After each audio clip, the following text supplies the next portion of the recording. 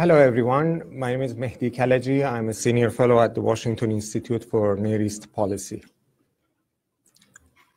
In roughly 2 months, the Islamic Republic of Iran will celebrate the 40th anniversary of its founding in Tehran.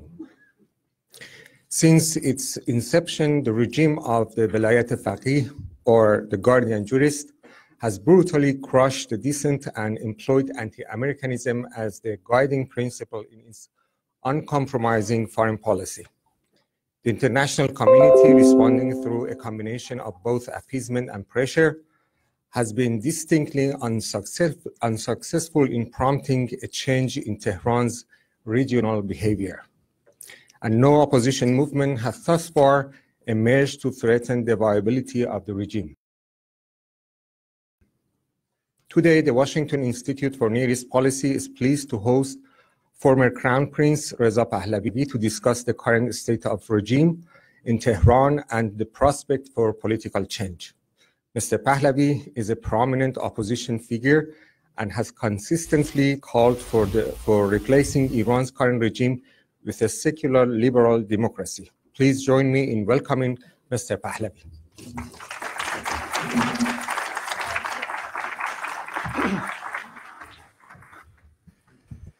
Good afternoon.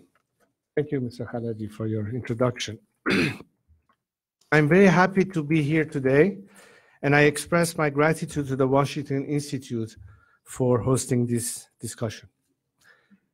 Organizations like the Washington Institute continue to play a critical role in advancing scholarship and understanding regarding the modern Middle East. Their contributions to the formation of foreign policy can be particularly meaningful, especially during the more sensitive and turbulent periods in our region. I would like to begin by invoking a popular protest slogan that is heard often these days in universities, factories, mosques, and streets across Iran. I quote my compatriots, "Our enemy is right here. They lie when they say it's America." Perhaps no other rallying cry communicates more effectively Iran's wholesale rejection of the Islamic Republic. From its inception in 1979, the Islamic Republic sought to subvert Iran in order to advance its own ideological, economic, and security interests. It changed our century-old flag and suppressed our ancient traditions. It purged our universities and persecuted or killed our artists. It institutionalized inequality and discrimination based on religion and gender. It destroyed the very soil, air, and water that comprises Iran in the physical sense. And it plundered voraciously, stealing our people's private property, appropriating major Iranian businesses, and siphoning off revenue for trade in our natural resources. With wealth taken from the Iranian people, the regime worked its brand of hate and destruction throughout our region and to cause instability and conflict worldwide. It established paramilitary organizations and other non-state actors to serve as proxies for the destabilization and subversion of our neighbors. It threatened the world with a dubious nuclear program. It fomented and prolonged sinister wars that have left hundreds of thousands of Muslims dead and made millions of others refugees. And it both sponsored and conducted terrorism, countless innocents in the Middle East, Europe, South America, and the United States. Thankfully, its two most recent known foreign terror attempts were uncovered and prevented in Europe. The Islamic Republic took our land and our nation hostage. At least until now, it has survived, but only through fear, repression, and violence. But Iran and Iranians have had enough. In the face of seemingly insurmountable obstacles and untold risks, the Iranian people have opened a new era of opposition to the regime. In towns and cities across Iran, every day, they are confronting it tirelessly and courageously. Through public protests, labor strikes, and innumerable acts of civil disobedience, they are expressing their rejection of its every principle, element, and faction. They want their freedom, their dignity, and their country back. To the international community, the promise of my compatriots movement represents a historic opportunity to achieve an enduring solution to the numerous threats emanating from the Islamic Republic. In fact, this is an opportunity to transform the Middle East, because a democratic Iran will be representative of its people, and a representative Iran will be a very different force outside its borders. Consider whether a democratic Iran would promote Shiite revolutionary politics, prop up terrorist organizations, Hezbollah, Hamas, or the Houthis, facilitate the shameful mass murdering of innocent Syrians or Yemenis, or threaten Israel with destruction. Of course not. A representative Iranian government will reflect the culture of Iran and the feelings and aspirations of its people, and work closely with its Arab neighbors to stamp out terrorism and extremism in the region. That welcomes Israeli scientists to help with its water crisis. That embraces American and European investment in the boundless potential of its economy. That shares its most brilliant minds with the great centers of learning and development in the West. That exports its dazzling art and beautiful music, and that honors its country's spirit of love and tradition of friendship towards foreign nations. Again, the actions and words of my compatriots. In universities in Iran, students sidestep or leap over American and Israeli flags painted on the ground. This is both a remarkable rebuke towards the regime and a moving illustration of Iranian goodwill. In their protest, my compatriots chant, "Syria and Palestine are the reason for our misery. Leave Syria alone. Think instead of conditions at home. Neither for Gaza nor for Lebanon. I die only for Iran. And we may die, but we will reclaim Iran." For almost 40 years, I have worked towards a single objective: a secular, democratic Iran built upon the pillars of human rights and the rule of law. I have insisted that the Islamic Republic poses an existential threat to Iran and its people, and that the Islamic Republic cannot be reformed. I have been steadfast in my belief that a secular, democratic Iran may be achieved only through non-violent means. And I have been unwavering in my faith that the Iranian people can and will be the principal agent of this change. But international attention and support remains critical. Dr. Martin Luther King is one of my personal heroes. As I work to build international support for the Iranian people's struggle, I often recall his famous covenant that we will remember not the words of our enemies, but the silence of our friends. In that vein, I want to make clear that the Iranian struggle should not be viewed through the prism of domestic partisan politics in this or any other democratic nation. This is a struggle about human dignity and liberation, and it deserves equal and unqualified support across the democratic political spectrum. At no time in its almost 40-year history has the Islamic Republic been as unpopular and vulnerable as it is today. Foreign policy towards Iran should be mindful of the reality that my compatriots are presently in the throes of a national struggle to reclaim Iran from the Islamic Republic.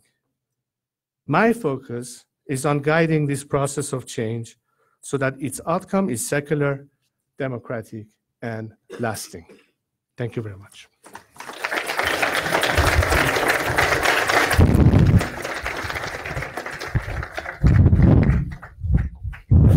Let me thank you again for accepting our invitation and giving us this opportunity to discuss with you further these issues. First, let's start with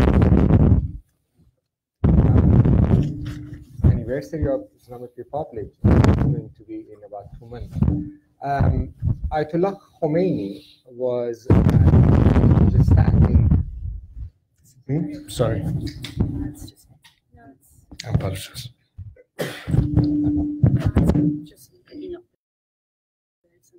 Sorry. You can go ahead. Yeah. I think many people agree that he was an outstanding leader in converging all political dissident and opposition groups who were working against the regime of Shah, and led the revolution, and he succeeded. After 40 years, what kind of lessons can be drawn from his experience as a political leader? If someone wants to be a political leader and change the regime now. Well, first of all, I think it cannot, the circumstances and climate was. Sorry.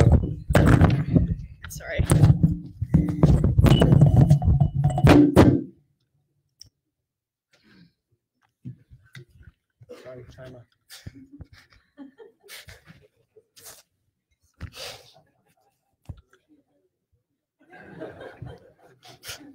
Sorry about that. Okay. I don't know. Is that better? I don't know. Is it on? Let's not forget also that one of the key factors that transcended the individual was the element of religion. Something that, despite 14 centuries of the Islamic religion in our country, was not quite understood the way people understand it now. It had an actual inquisition, this time of the Islamic kind, for people to understand the importance of secularism in the context of separation of religion from government as a prerequisite to democracy and equality. And insofar as Khomeini did, in fact, bring in an ideology and political Islam, as opposed to what the faith really was supposed to be like or is supposed to be like. And after 40 years of suffering under this dominant religious ideology, I think Iranians today are at the end of the tunnel and think that what will bring us to an era of change is not just the work of a few individuals, but it takes a whole village, so to speak, to bring this about. I think Iranians today, particularly when I look at the younger generation, are far more proactive in the sense of knowing that in order to achieve anything, you cannot one person or one entity all by itself to do everything. It takes the whole lot of us to bring about this change. And if there are some leaders who play every now and then roles in terms of leadership and guidance, which of course is necessary, it is certainly helpful, but it is not only limited to that. So Khomeini was able to, back then, basically be the agent of contradiction to the status quo. The opposition thought at the time Let's get rid of the Shah, then see what happens. What we say today, those of us who are discussing the future of Iran, is to say that this is not just enough to say we don't want this regime anymore. But what do we want instead? This time understanding fully what it is we want to achieve, what it will take to achieve that, and most importantly, and as you all know, Iran is very diverse in terms of its political spectrum, left, right, monarchists, Republicans, federalists, what have you. But one thing is very certain, the majority are secular Democrats, and they understand that today our job is to figure out what's more important, our priority in terms of our national interest, that is the common denominator of all these diverse groups, which is why we can work together in unity, or is it going to be the game that the regime has tried to impose on us all these years and force the secondary issue of ideological debate between a particular aspiration versus the other, forgetting about the most important issue of our national interest. This is what it's all. So back then, nobody was worried about participation. It was just, let's get rid of this regime. Nobody knew what the Islamic regime is supposed to be like. And by the time they realized, guess what? It was too late. This time we want to go there clearly, using our own political historic experience, as well as other countries that finally overcame the hurdle of totalitarian or authoritarian systems, and understanding what is the benefit of replacing it and with what, and why is it that we have to be committed to it. So yes, I think today the situation requires the participation of a multitude of actors, players. We each have a role to play, including yours truly. You talked about the ideology. The ideology of Islamic ideology is similar to communism in the fact that the communism was an idea which was born in Europe, but it was realized in Russia. The idea of Islamic Republic or Islamic government was born in Egypt by Muslim Brotherhood, but it was realized in Tehran, in Iran, in a country that is proud of its pre-Islamic civilization and identity. Why is that? How do you explain that? Well, I think Iran was the best platform for launching this missile that was thrown at the free world by Khomeini against the interests of the Iranian people and our immediate neighbors and the world around. He could have done it from Tunis, he could have done it from Syria, he could have done it even from Iraq, but Iran presented at the time all the means necessary to be, unfortunately, at the service of this imposed ideology. But I want to say something here that I think is more important for all of us today to understand. Something that around the world remains the same obvious issue. The dominance of any ideology, exclusively, whether religious or otherwise, is a recipe for disaster. We saw it in the case of communism in the Soviet Union. We clearly see it in the case of Iran. I often tell our Muslim friends in the region, how do you explain that Muslims are much freer living in countries like Canada and the United States than they are in their own so-called Muslim countries? What's the element that is different here? The answer is simple. A guarantee by the Constitution of freedom of religion as one of the liberties that people have. That doesn't exist in Iran today. Today, if you're a Baha'i, you can't study. If you convert to Christianity, they'll execute you. You don't even have the basic circumstances where a Sunni, Baluchi, or Kurd can have his own mosque to pray in. There's discrimination of the worst possible kind to begin with, and so many others. And when people look at all of this, whether it is their ethnicity, whether their religious beliefs, whether it is their sexual orientation or political ideology, what is going to give the Iranian people in the future a guarantee of equality under the law and eliminating any form of discrimination while guaranteeing maximum participation? It can only be a secular democratic system, period. And that's why today people gravitate around why we need to get rid of this regime and why you cannot attain democracy without putting an end to this regime. You cite the freedom of religion. What do you mean exactly by says the Pahlavi dynasty is known for its distinct secularization program, since Reza Shah Pahlavi. And we saw this backlash from society, emergence of Islamic Republic, and establishment of Islamic Republic. So, what do you think good secularism could be in future Iran? I think it's important for those who have religious aspirations. I mean, they're devout Muslims, let's say, or for that matter, any other faith. But in this case, Muslims, that being secular doesn't mean you're anti-religious. Did Europe lose its Christianity after the Inquisition? Of course not.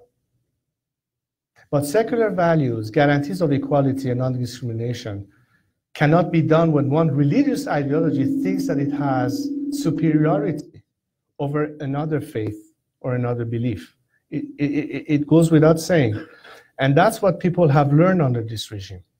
If you talk to people today in Rome, if you talk to traditional clerics who were never part of this regime, if you talk to people like Ayatollah Sistani, their narrative will be very different than what Khomeini tried to impose on Iran, and for that matter, in the Islamic world.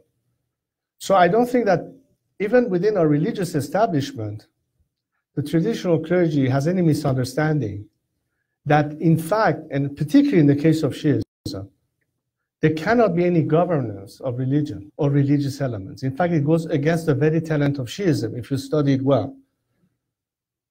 The only people who are supposed to be representative of God on earth are supposed to be the ma'asums. In other words, people who haven't committed any sins. And we know there are only 5 of them, according to Islamic belief.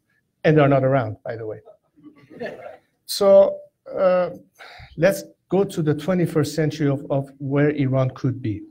The secularization and modernization of Iran is something that people today, when they compare to where we are, see that what created an obstacle and rewound the clock way back into the dark ages has been the appearance of this so-called religious government.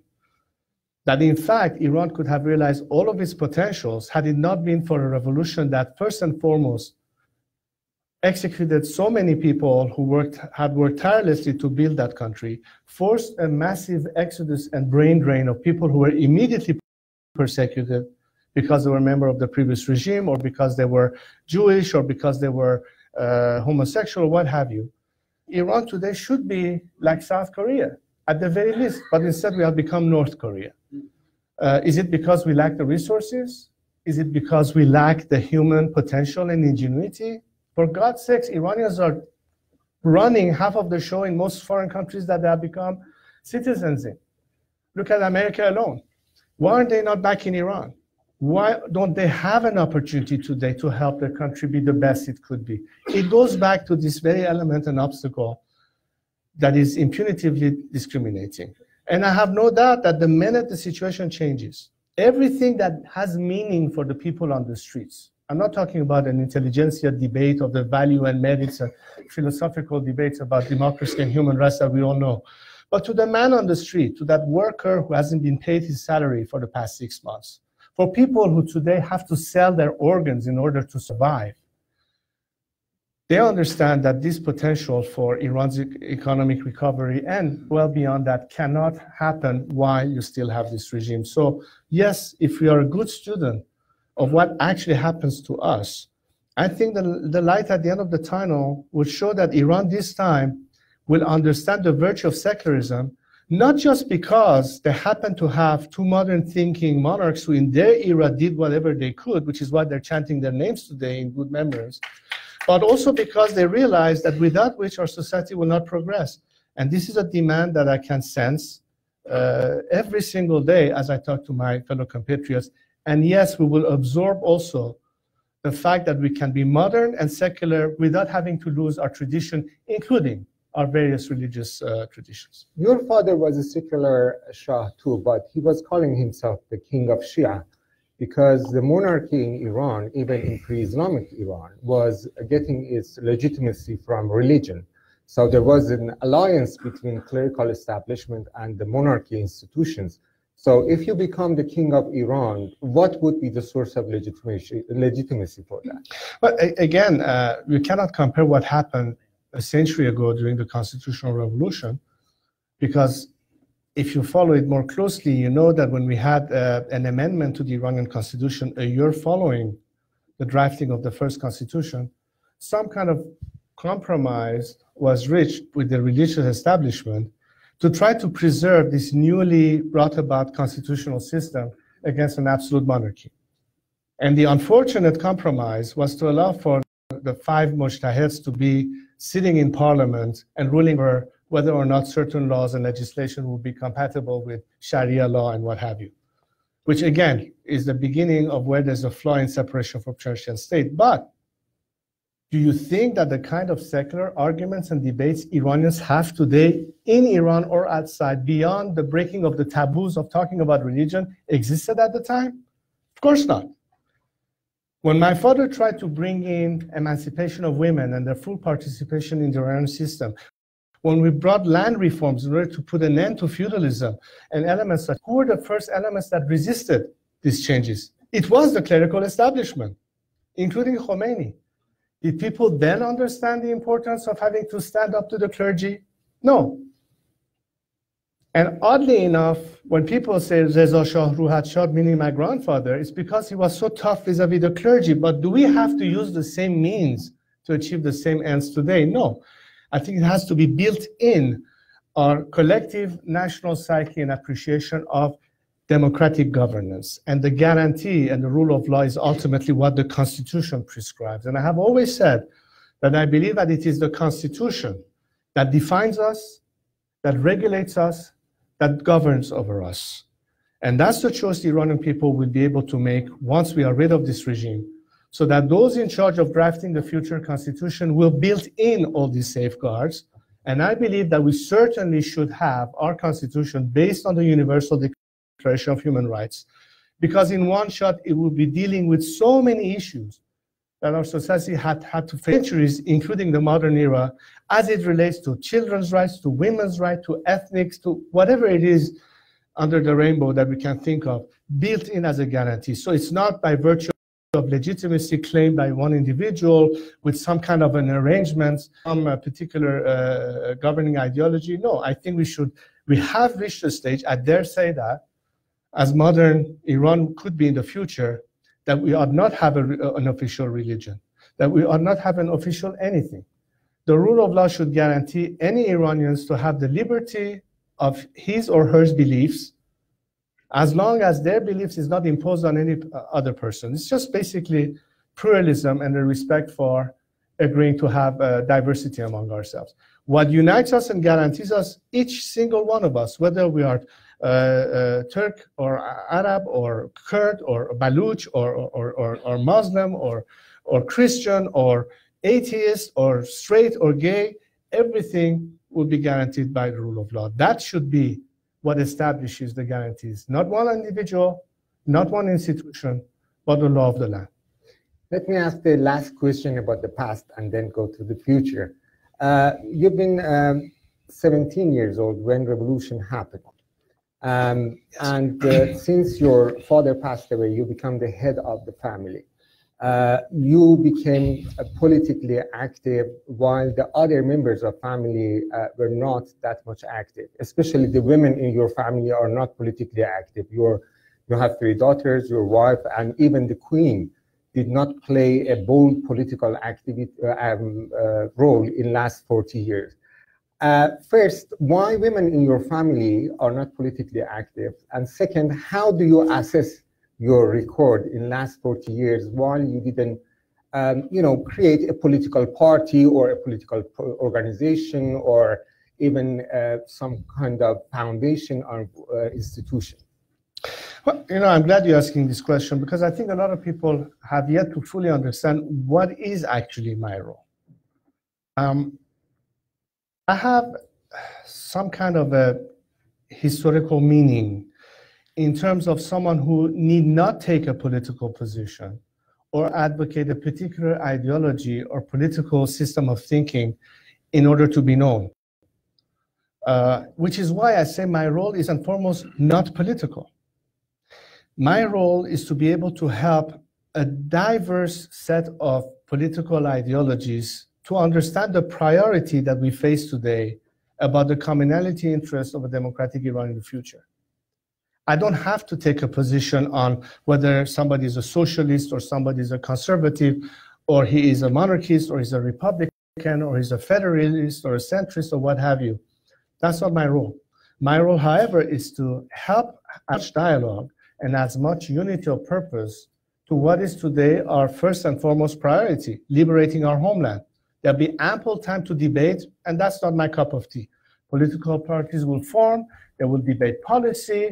As a result, governments will be formed, the composition of parliament will be changed, as we've seen in this country over the midterm elections, for instance. That's like in any other democratic country. And therefore, it is not my role to take political position, and by virtue of that understanding, you should not expect any members of my family to do this either. On the other hand, we could be advocate on many subjects that touches Iranian society today. My daughters, the way they can, my wife, the way she can, my mother, the way she did, and she still can. We are here to assist and to help and to support our compatriots.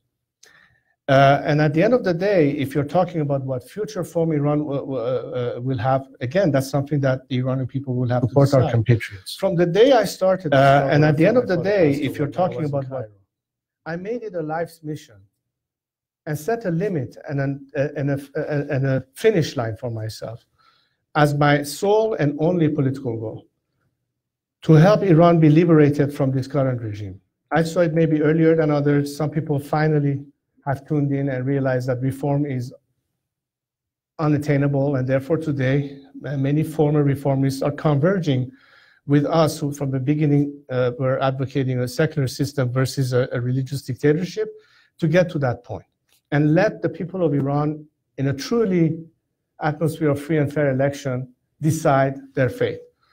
The day, and I've said it for 38 years and I will continue saying this, the day Iranians go to the poll to make that decision, I will consider that mission accomplished in life. So that's what my function has been all these years. I've been in dialogue with a variety of political groups inside, outside of Iran, and trying to see how we can preserve that priority in our minds, appreciating and respecting our diverse viewpoints, but understanding that the only time we can benefit from the rights to differ is when we are struggling for the same cause of a liberty without which we won't be able to have these debates and differences. That's why we have to hold hands and get this done, because our country is at stake, our future is at stake, and I think it behooves those of us who have any kind of moral impact or political influence in people's thinking and actions to remind them of the priority and what is in our best national interest. And that's exactly what is the tug of war and the basic conflict that I've had with this regime. Our prioritizing national issues and the regime trying to force Iranians to fight among each other to try to basically forget about what the commonality of interest is. So that's in a nutshell how I will ask you to understand what my role is. Not being a political one, but one more that is above the fray and neutral and trying to bring as many elements to work together for a common cause. But you initiated some dialogue between opposition groups in the past, and almost all of them failed.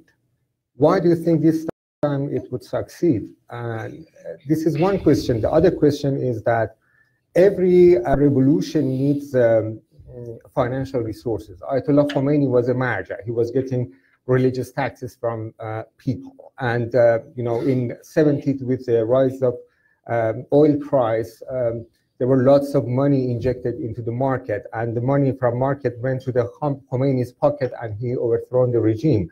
So is there, beside the political elite, which seem to keep distance from you, do you think that there is an economic class that they support you and they support the cause of regime change in Iran?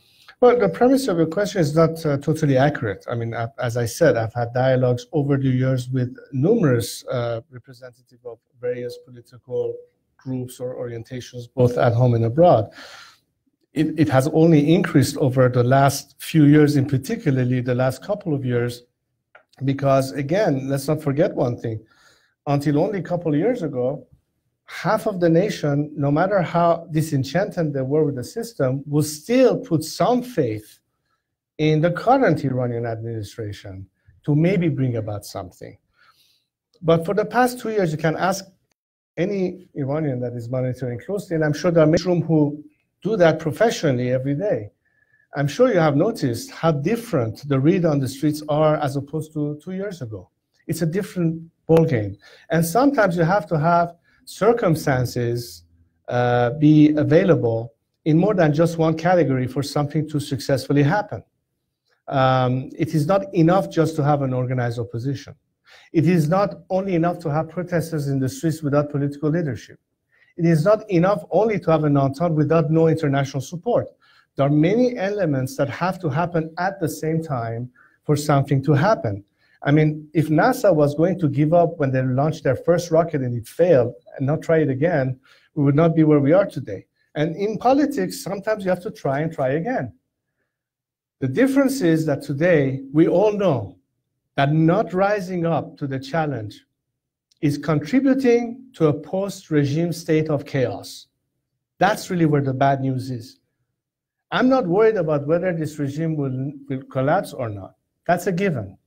What we ought to worry about is, are we going to be facing a controlled implosion with a recipe of a secular outcome, as opposed to the remnants of Sepah thinking that, like in the post-Soviet Union collapse, there will be a state of anarchy and they will have a justifiable, this time, necktie-wearing dictators as opposed to turban-wearing dictators. But at the end, it's still controlling the national resources of the country, but not in the interest of the general population.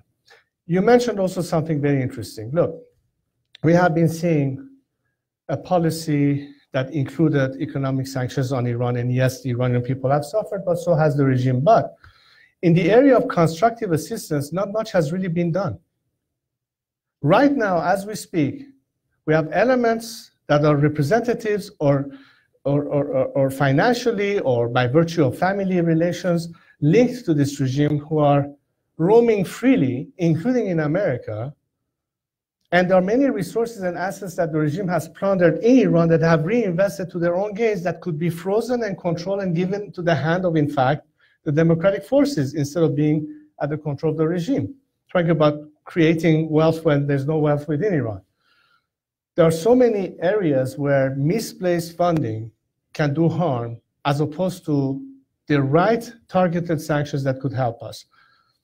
During the previous administration, what happened? Almost $1.7 billion in cash was given to the regime during Barjam. Was it spent on the Iranian workers? Was it spent on Iranian schools? No. It probably ended up in Syria or elsewhere. These are the kind of questions that the opposition is asking where it comes to resources that could be made available. And potentially it exists. It doesn't come from thin air. But these are elements where, if properly utilized or properly vested, will be the difference between the regime continuing under the nation and sustain itself, as opposed to making a move that will be, I think, very seriously monitored and encouraged by Iranian dissidents at home and abroad, that finally we're getting the help we really need. Despite the regime's censorship when it comes to social media, despite the regime putting economic pressure on the people, despite their means to control or to influence or to infiltrate foreign-based media that is broadcasting programming into Iran, let's see where the real changes are happening. Otherwise, giving Iranian people lip service that we are with you, but not doing anything constructive to actually help them, is going to be yet another false promise, and disillusionment will follow. So we have an opportunity here to control the outcome by making sure that it doesn't end in the wrong hands. But it doesn't happen by itself. You have to make a decisive choice of working with the actual forces that represents change. Let me give you a very final, simple example. During the period that led to the ultimate collapse of the Soviet Union, beyond the Soviet Union itself, it was not without working directly with movements such as Solidarity in Poland, such as individuals such as Václav Havel, for instance, in Czechoslovakia, or for that matter, the ANC and Mandela when it came to South Africa. It was a direct engagement with the forces of change, not limited dialogue only with the regime and its representatives. and hoping that you can get answers to the problem from people who are part of the problem, as opposed to those who can be part of the solution. So these are the areas where we need to go beyond just analysis of, the topography of Iran and where people are today. There are constructive way, and I hope that this will be taken into account by decisions that foreign governments are making today, is how do they cope with the situation as we are facing more and more implosion by the regime. However, everybody's holding their breath. What can happen next? Well, if we don't address it, if we don't work the problem, it's a recipe for disaster. We come back to the role of the foreign countries. The picture you provide us about the existing situation in Iran seems very optimistic. I think you portray Iran as if Iran is in a pre-revolution condition, while there is a big difference between what we see now in Iran and what we saw in Iran in last years of Shah. First of all, the beneficiaries of the Islamic Republic consist millions of people in Iran. On the other hand, the repressive machinery of Islamic Republic is quite working. Despite all this sporadic protests since last winter, we see that the Iranian government was able to control everything. So why do you think that the government is facing a fatal crisis, which makes it vulnerable in the face of opposition's effort? Well, let me sure I understood what you said correctly, that the situation in Iran in terms of being revolutionary, you're suggesting that it is not existent because there is repression? Yeah, I mean, Iran, the government seems very self-confident in oppressing the opposition and actually having control over all this, sporadic, protests that's happening here and there. And in its foreign policy, why do you think that the Islamic Republic is so vulnerable before, in the face of the efforts made by opposition or despite all the foreign pressure? Well, I think this will be a first if we began to believe that oppression is a sign of confidence. It's working. I think oppression is a sign of complete insecurity. If this regime was so confident, why would it allow Wahid Nasiri to die in jail? Why would it be afraid to allow Iranians hear the news and have free access to the internet and not filter various popular platforms such as Instagram or Telegram? This is not a sign of confidence. That's a sign of losing control, and more oppression means we don't have an answer for it. No, I think that in fact we are very close to the state of explosion, but there are some ingredients that have yet to be utilized in order for us to, in fact, take the next step towards a transition from this regime to the next.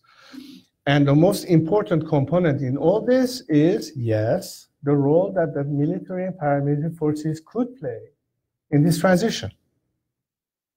Which is why one of my messages has been very specific to elements of military or paramilitary elements, that you can be part of the solution, that you need not go down with this ship, that Iranians cannot hope to achieve freedom on the basis of violence and hatred and revenge, which is why I've been an advocate of civil disobedience and non-violence, as opposed to vigilantism and picking up arms and killing a few Basijis or Pastars, and not that the children of those people will one day come and murder your children, and therefore it's an endless cycle of violence, and we will never achieve stability and security. But to say that, yes, there will be a place, somebody who today is a Revolutionary Guard or is a Basij, who is as disillusioned as the rest of us are, that there will be a future for them, and there should be. There should be a place for them. They should know that the first elements that can guarantee the stability and security of Iran are in fact people like themselves. Do they want to be members of a newly established dictatorship against the people? or be in fact there to help their people, be their shield, so that a Bashar Assad-style genocide doesn't happen in Iran against the opposition. That in fact, it is with the people that they can defend them from last remnants or last desperate attempts by the regime to crack down on the opposition. As we speak, this is happening. At least I am privy to it on the basis of direct communication that I'm having more and more every day with representatives of the military paramilitary forces. And at some point, when the people on the streets know that these are people will no longer accept to do the dirty job for the regime, that in fact they'll be on their side, they'll be more heartened. At that point, the Iranian middle class and intelligentsia will understand maybe now the risk-reward warrants us to take more risks and join with the silent protesters on the streets so we facilitate this transition. That Santiago moment is going to happen. We are very close to it. Let me ask you the last question before opening the floor to Q&A. What kind of policy you think, especially Trump administration, can take in order to support the democratic movement or so-called democratic movement, if ever exists, in Iran? Well, messaging is very important. Communication is a vital, key, and daily need for coordination and communication of Iranians between themselves and with the outside world. One thing that could certainly be helpful is to tell all these medias that are supposedly broadcasting programs to Iran to take the Hippocratic oath, meaning first do no harm. These are agencies that American taxpayers or British taxpayers have been funding, but basically have been heavily penetrated by reformist elements that are basically there to support the regime. That's something, as a matter of policy, you could change instantly. That's one aspect. Number two, as I said, is the freezing of the assets of elements that are well known by the regime to the benefit of supporting instead forces within Iran who definitely need help. Because let's not forget something, the price that Iranian demonstrators are paying today is extremely high, not just because they may lose their jobs or in fact their lives, but their families, their wives, their children are at stakes, or their husband. And they cannot just go on forever fighting, not knowing there will be some kind of resources helping them and assisting them. A rechanneling of these issues and a revisiting of exception to certain elements of sanctions that have been blanketly punitive, and it's really be like fishing. You know, sometimes when you do tuna fishing, you catch some dolphins in the nets. How do you separate the bad guys from the good guys? That has to be rethought a little bit more. And of course, there are so many other issues, but it would take too much time for me to rehash. So I think media is one aspect, working with the dissidents and political organization, and above all, a request that I hear every single day. One of the things that my fellow compatriots ask me to say every chance I get, including a meeting like this one, is let the world know what we're going through. And by the way, I brought a list here, which is just a sample of all sorts of links that especially member of the media, I hardly encourage you to go out there. This is not, at the time I was in Cairo, where I remember the first message I sent was a telex machine. There were no such things like iPhones that you could turn on in the middle of a desert and get, you know, all sorts of platforms and instant messaging, what have you. Today, the world, particularly the media, that cannot claim that we don't know what's happening in Iran. There's so much abundance of information out there. The analysis of this information and what people want will tell you pretty much what is their expectation, and for that matter, what they expect foreign governments to do for them. In today's Iran, Iranians know full well that fighting this regime would be much more difficult without foreign support, without foreign governments helping. And yes, we are not at all frazzled by the idea of getting foreign support, because that doesn't mean interfering or imposing a future for Iranians. We say, help us liberate ourselves with no caveat and no strings attached. We want to have our self-determination, and it has happened before in history where countries have been liberated without people having a price to pay in terms of foreign domination of one form or the other.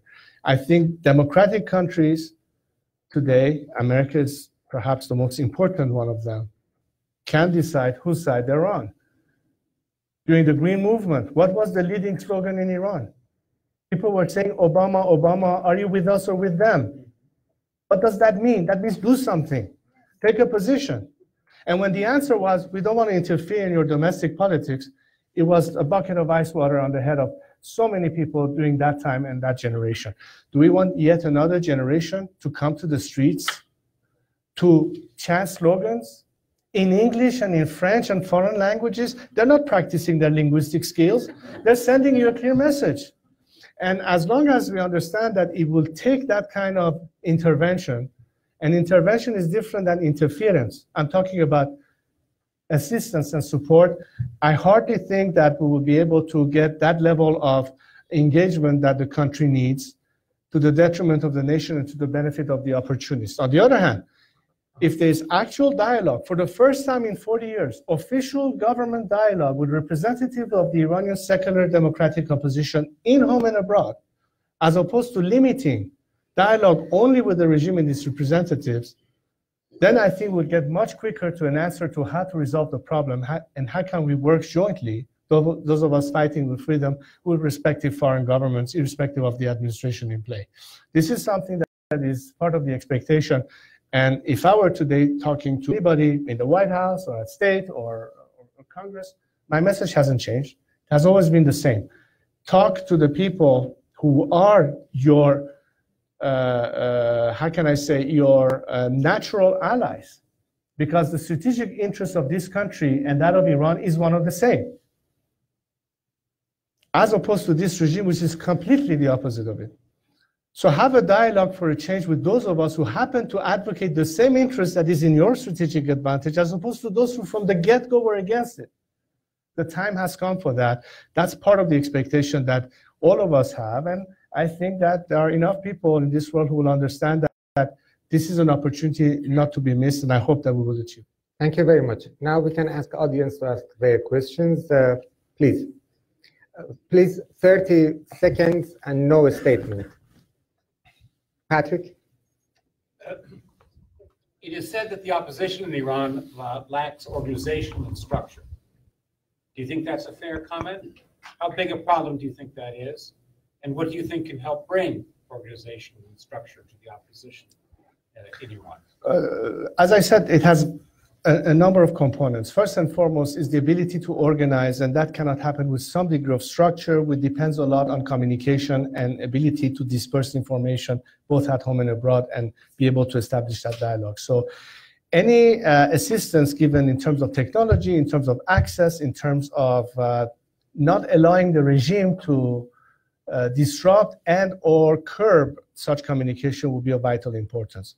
I remember a couple of months ago, I was talking to somebody who was an expert in terms of, what can be done in terms of, for instance, internet access. And at some point, the issue of a company like Google came up, and the fact that they can, in fact, circumvent the regime's attempts to bar, access to the internet by satellite and what have you.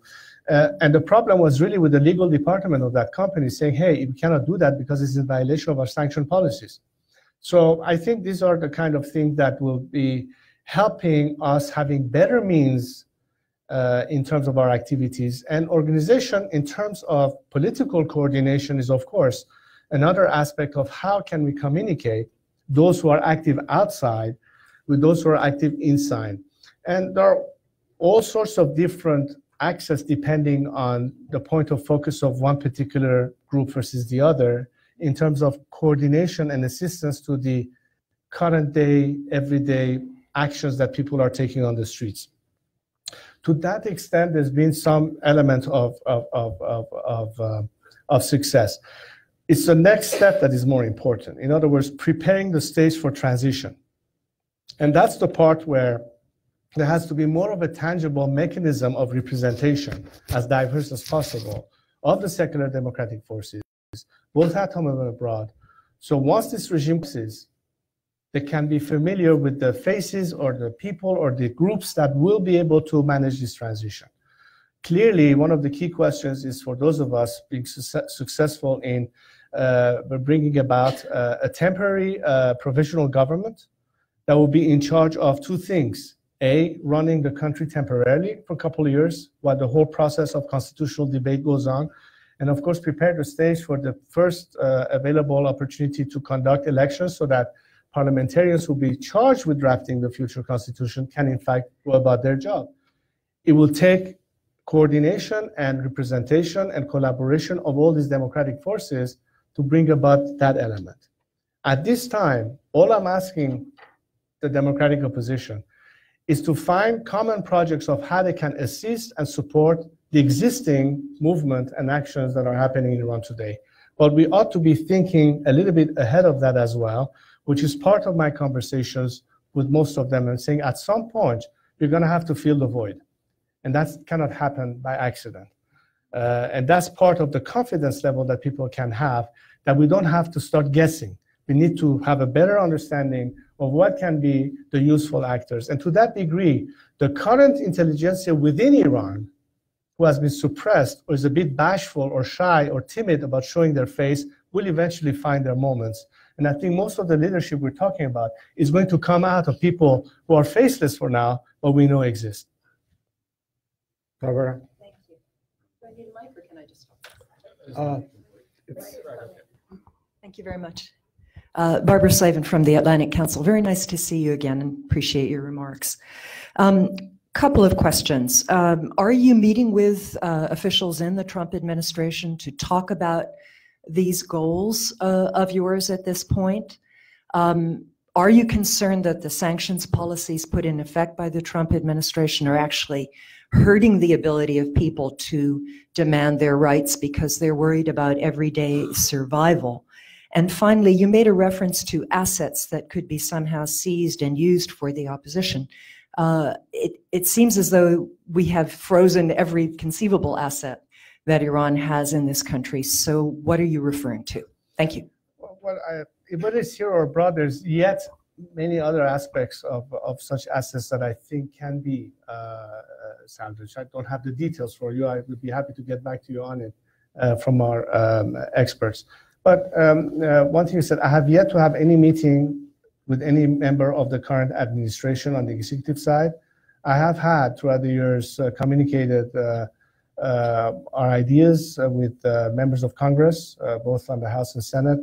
I think at the end of the day, it's important that the core group of legislators in this country, backed by public opinion, be more persuasive of anybody in a position of decision-making in this country as to which direction the policy should be aimed at.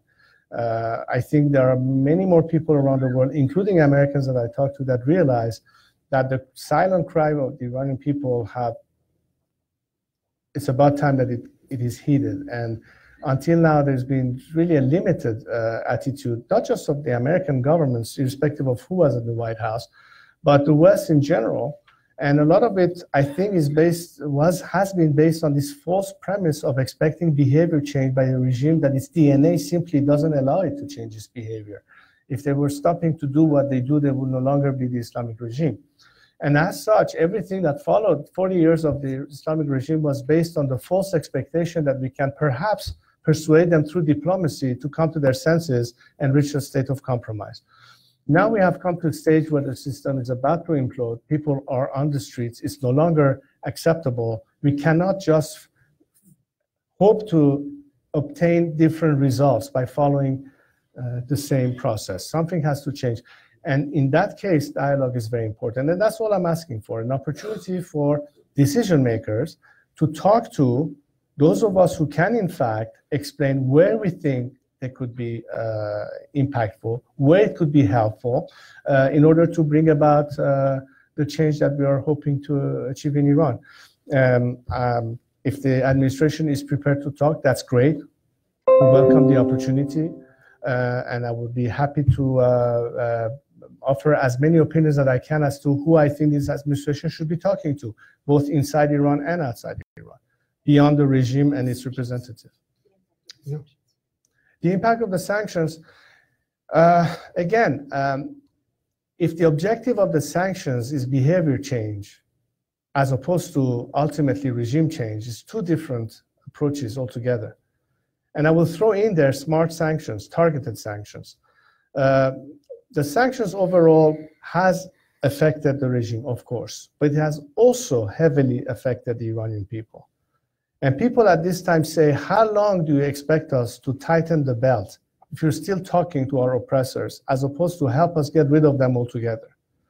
How about targeting more Sepah and the leadership? How about the personal assets and bank accounts of the current leadership? That's where they will say, ouch.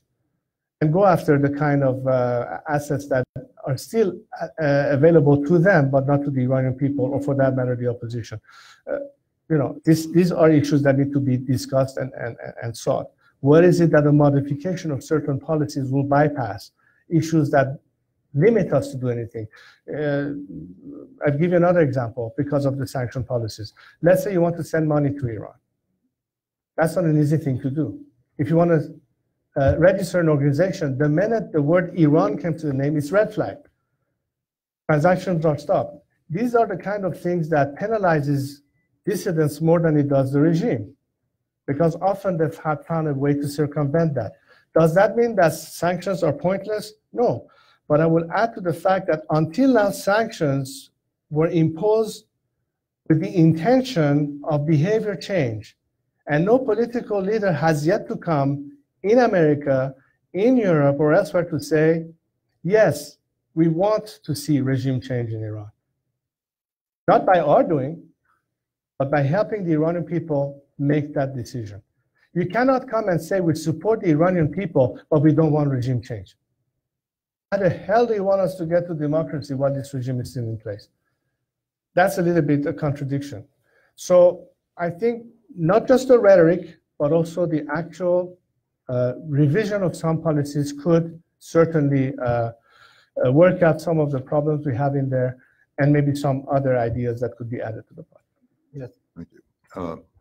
I wonder if I could ask you to be a bit more explicit. Would you please introduce yourself? I'm sorry, Alan Gerson, AG International Law. I wonder if I might ask you to be a bit more explicit in how you envision the scenario, which I assume is a scenario of a bloodless revolution.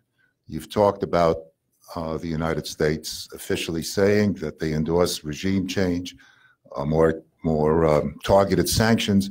But can you tell us a little bit more how you envision this actually coming about? And just as a follow-up question, because you spent a lot of time saying that your role was to try to bring the disparate elements together, can you tell us about your assessment of the MEK and whether that's part of the problem or part of the solution? Well,